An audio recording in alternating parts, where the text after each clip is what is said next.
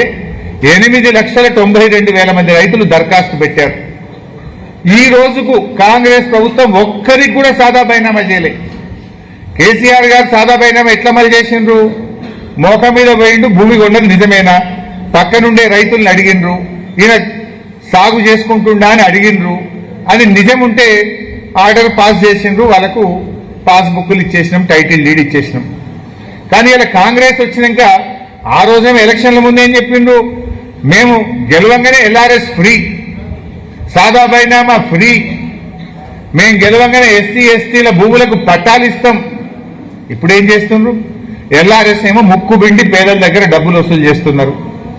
SC ఎస్టీల భూములకు పట్టాలు ఇస్తామని చెప్పి పట్టాలు ఇస్తలేరు. కానీ ఎస్సీ ఎస్టీల భూములు రేవంత్ రెడ్డి ముఖ్యమంత్రి అయిన తర్వాత 1,00,000 ఎకరాల ఎస్సీ ఎస్టీ భూములను ఇలా ప్రభుత్వం స్వాధీనం చేసుకున్నది.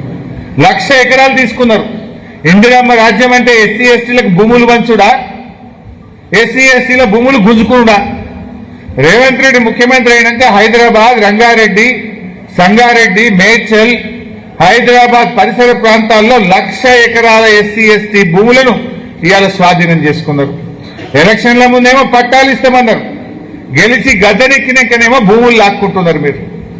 అట్లనే సాదా బైనామా తప్పకుండా చేస్తామన్నారు. 8,92,000 మంది కేసీఆర్ గారి హయాంలో అప్లికేషన్ పెట్టుకున్నారు సెకండ్ ఫేజ్ లో. ఇవాళ వీళ్ళు వచ్చినాక ఏం చేసిండ్రు? అమ్మినోళ్ళు అఫిడవిట్ ఇవ్వాలన్నట. అమ్మినోళ్ళు అఫిడవిట్ ఇచ్చినాక నీ దగ్గరికి ఎందుకు వస్తారు? సాదా బైనామా గవర్నమెంట్ ఏం చేస్తుంది? అమ్మినోడు ఇస్తలేడు కనుకనే, అది అమలైతలేదు కనుకనే, పాస్బుక్ టైటిల్ డీడ్ లేకపోతే ఎరువులు వస్తలేవు, రైతు బంధు వస్తలేదు కనుకనే, అది అమలైతే మాకింత ఎరువులు దొరుకుతాయి, పాస్బుక్ టైటిల్ డీడ్ వస్తే మాకింత రైతు బంధు పడుతుందని కదా. ఆనాడు బీఆర్ఎస్ హయాంలో కోర్టు కేసు వల్ల సెకండ్ ఫేజ్ మేము చేయలేదు. నువ్వు వచ్చినాక కోర్టు కేసు పోయింది.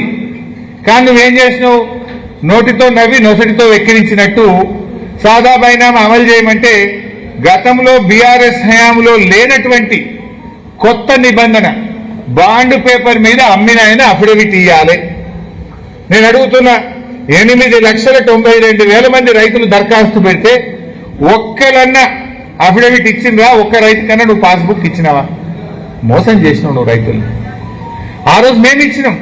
6,18,000 మంది రైతులకు ₹1 ఖర్చు లేకుండా సాదా బైనామా అమలు చేసి నాటి కేసీఆర్ ప్రభుత్వం పాస్బుక్లు ఇచ్చింది, రైతు బంధు ఇచ్చింది.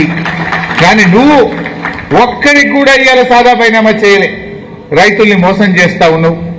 ఎస్సీ ఎస్టీలకు పట్టాలు ఇస్తాను మోసం చేసినావు. ఎల్ఆర్ఎస్ ఫ్రీ అని దగా చేసినావు నువ్వు. ఇవాళ ఇంత పెద్ద స్కామ్ జరిగితే ఇవాళ ఈ స్కామ్ ను బయటకు రాకుండా ఈ కేసును నీరుగారుస్తున్నారు. ఎందుకంటే దీని వెనుక అధికార పార్టీ నాయకులు ఉన్నారు.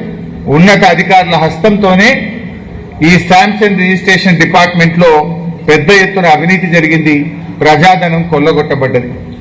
ఈయన ఈ పేలని బాంబుల మంత్రి నేను ఎన్ఐసితో పెట్టినా, ఎన్ఐసి సాఫ్ట్వేర్ అని చాలా గొప్పలు చెప్పిండు. భూభారతి అనేది ఎన్ఐసి సాఫ్ట్వేర్ మీద. మరి ఎందుకు ఇదంతా అవినీతి జరుగుతుంది? నీ ఎన్ఐసి సాఫ్ట్వేర్ పనిచేస్తలేదా? ఎక్కడ లోపం ఉంది? ఆనాడు ధరణి ఉన్నప్పుడు ఇటువంటి లోపాలు జరగలే. వారం రోజుల్లోగా ఇంటికి పట్టా పాస్ పుస్తకాలు వచ్చినాయి. ఇవాళ కాంగ్రెస్ వచ్చినాక 6 నెలల పాస్బుక్లే వస్తారు రిజిస్ట్రేషన్ చేసుకున్న వాళ్ళకు. 6-7 నెలల నుంచి ఎవరికి పాస్బుక్ రావడం లేదు. ప్రజలు ఇబ్బంది పెడతా ఉన్నారు పాస్బుక్లు రాక. మరి నాడు కేసీఆర్ గారు ధరణి ఉన్నప్పుడు వారం రోజుల్లో పోస్టులు ఇంటికి వచ్చింది. మీరేం చేస్తున్నారు? పాస్బుక్లు ఇస్తామని మనిషికి 300 వసూలు చేస్తున్నారు. రిజిస్ట్రేషన్ అప్పుడే పైసలు తీసుకుంటున్నారు, కానీ పాస్బుక్లు మాత్రం ఇస్తలేరు. ఉల్టా ఇవాళ ప్రభుత్వ ఖజానాకు రావాల్సిన డబ్బులు బ్రోకర్ల చేతికి, కాంగ్రెస్ నాయకుల జేబుల్లోకి పోతుంటే దీన్ని విచారణ చేయరు. అసలైనటువంటి దొంగల్ని పట్టుకోకుండా ఇవాళ కేసును నీరుగారుస్తున్నటువంటి పరిస్థితి ఉన్నది. మరి ఎన్ఐసి సాఫ్ట్వేరు అని గొప్పలు చెప్పిన పొంగులేటి ఇవాళ ఏం చెప్తావు? ఎందుకు నీ భూభారతి ఫెయిల్ అయింది? ఎందుకు ఈ అవినీతి జరుగుతుంది? ఇవాళ పొంగులేటి గారు సమాధానం చెప్పాల్సినటువంటి అవసరం ఉంది. ఎవరో ఆపరేటర్ బసవరాజుని అరెస్ట్ చేసి కేసు అయిపోయిందంటారు. బసవరాజు వెనుక ఉన్న అధికార పార్టీ నాయకులు ఎవరు? బసవరాజు వెనుక ఉన్న ఉన్నత అధికారులు ఎవరు బయటకు దిగరా? ఇది మళ్లీ భవిష్యత్తులో జరగకుండా కఠిన చర్యలు తీసుకోరా? బీఆర్ఎస్ నాయకులను మాత్రం అక్రమ కేసులు పెట్టి పడి అరెస్ట్ చేస్తారు. ఈ కేసులో 48 మంది మీద మీరు కేసు పెడితే ఎందుకు 15 మందిని అరెస్ట్ చేసి చేతులు దులుపుకుంటున్నారు? మిగతా వాళ్ళని ఎందుకు వదిలిపెట్టినారు? ఎందుకు లోతైనటువంటి విచారణ జరపడం లేదో ఇవాళ ప్రజలకు సమాధానం చెప్పాలని చెప్పి కూడా నేను డిమాండ్ చేస్తా ఉన్నా. మరి సిట్టో, సిఐడిలో, కమిషన్లో అది కేవలం ప్రతిపక్షాలకే పరిమితమా? అంటే ప్రతిపక్షాల మీద పగబట్టుడు, పేదల ఇల్లు కూలగొట్టుడు, ఇంతేనా నువ్వు చేసేది? ప్రతిపక్షాల మీద పగబట్టుడు, పేదల ఇల్లు కూలగొట్టుడు, లాస్ట్కి ఇలా గుడిని కూడా కూలగొట్టుడు. ఇక నిన్నటిదాకా ఇల్లు కూలగొట్టిండ్రు. కేసీఆర్ గారు కట్టించిన శారదా పీఠాన్ని కూలగొట్టమని పొద్దుగాల పోలీసులు పోయింది. మళ్ళీ అటు పోయినా అందుకే లేట్ అయినా నేను ఇవాళ. ఇక నిన్నటిదాకా ఇల్లు కూలగొట్టుడు అయిపోయింది, ఇలా గుళ్ళు కూడా కొడతాడ. కేసీఆర్ ఆనవాళ్ళు మారుస్తా అంటే కేసీఆర్ గారు కట్టించిన గుడి కూడా కూలగొట్టాడు రేవంత్ రెడ్డి. ఇదేనా ఆనవాళ్ళు మార్చడంటే?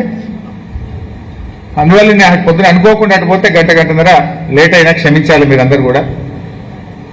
అయితే ఇలా 2.5 ఏళ్ల కాంగ్రెస్ పాలనలో ముఖ్యమంత్రి, మంత్రుల ఆస్తులు పెరిగినాయి, పేదల బతుకులైతే మారలే. రైతు బంధు రాదు, కళ్యాణ లక్ష్మి చెక్కులు రావు, బోనస్ రాదు, కేసీఆర్ కిట్ రాదు, పంటల బీమా రాదు. మంత్రులకు మాత్రం ఆస్తులు పెరుగుతున్నాయి, ముఖ్యమంత్రి ఆస్తులు పెరుగుతున్నాయి. ముఖ్యమంత్రి అన్నదమ్ముల ఆస్తులు అయితే ఇవాళ అడ్డగోలుగా పెరుగుకుంటా పోతున్నాయి. గ్యారంటీలన్నీ గాల్లే కలిసిపోయినాయి.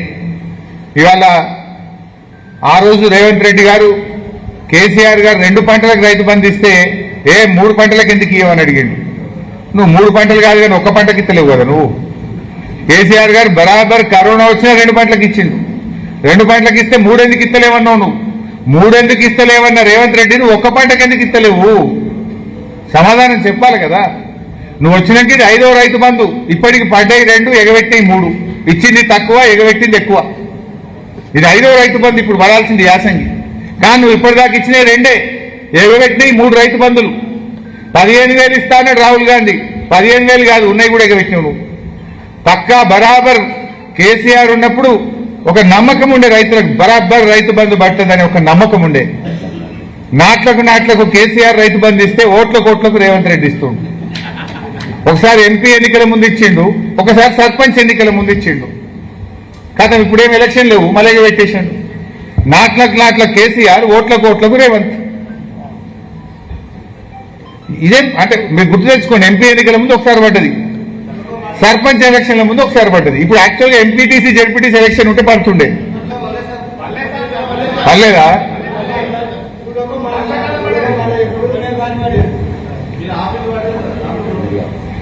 ఇవాళ మేము ఒకటే ప్రభుత్వాన్ని కోరేది, పన్నులు పెంచుకుంటూ పోతుంది. ఫస్ట్ మేము గవర్నమెంట్ కోరేది ఇప్పుడు ఈ భూభారతి మీద రివ్యూ జరగాలి. అనేక అవకతవకలు ఉన్నాయి. భూభారతి